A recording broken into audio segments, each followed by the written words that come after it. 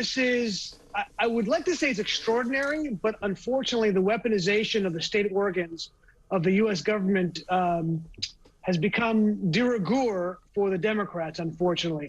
And what we've seen, and this is what the unfortunate part, look, at the end of the day, to make a move like this, to raid the house of a former president, you have to have the most rock solid of evidence. Look, I'm not saying you should never do it. I'm not saying it's not necessarily inappropriate, but I'm just telling you, when this all comes down to we find out why this happened, man, this better be rock solid. Yeah. Because there has been an absolute erosion of trust between conservatives and the FBI, the DOJ, and other organs of the U.S. government, because we have shown over and over again how the Democrats have weaponized those organs, whether it be with the years of the Russiagate hoax, or if you go back to Obama, where they used the FBI to go after Fox News and James Rosen, or when he used the IRS to go after conservative organizations. We have seen this time and time again where they have weaponized the state organs of the government, and this is not healthy for us. No, it really isn't. And I mean, as far as we know,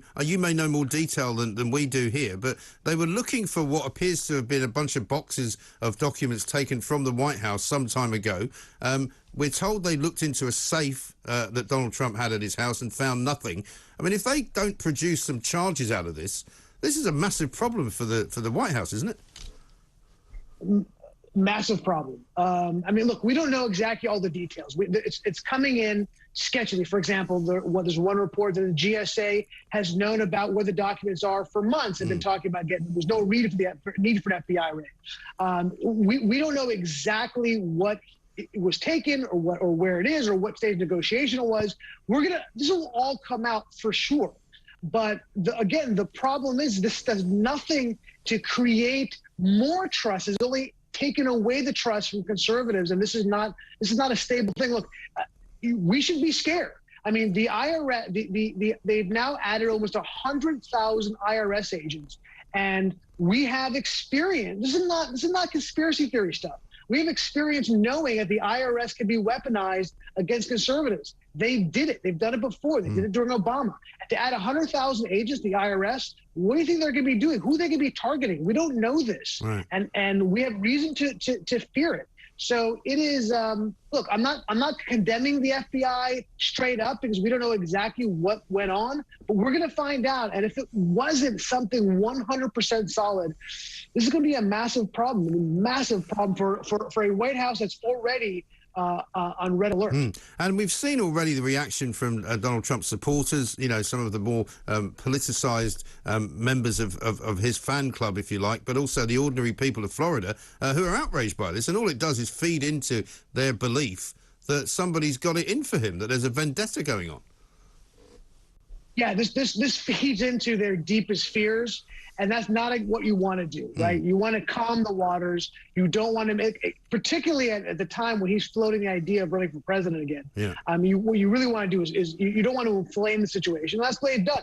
They've totally inflamed the situation. They fed into a lot of what they have thought about, you know, I want to call them conspiracy theories, but a lot of the feelings they've had about how this government views the former president, they fed into it. This is not good. It's making a bad situation worse. And the worst part is this is probably, it was probably completely unnecessary to go in force and to go raid the former president's house. We don't know all the facts. My gut tells me it was probably a better way to do this, which didn't have a high-profile FBI raid on President Trump's Mar-a-Lago.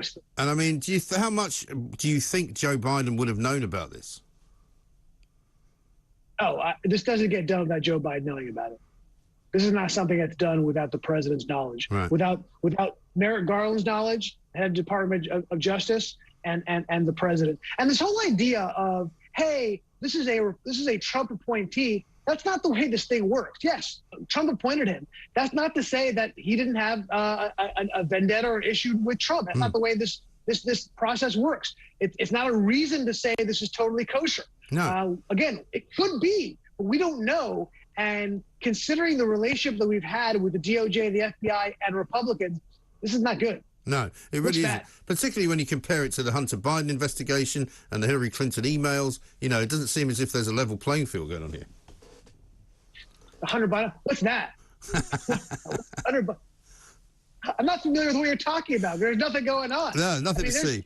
There's far more smoke, or at least as much smoke, when it comes to Hunter Biden and the president than there is with the president and his materials. And yet nothing has been done on the Hunter Biden connection to his father and the money trail. Yeah, unbelievable stuff. Well, listen, fantastic to talk to you again, Ami.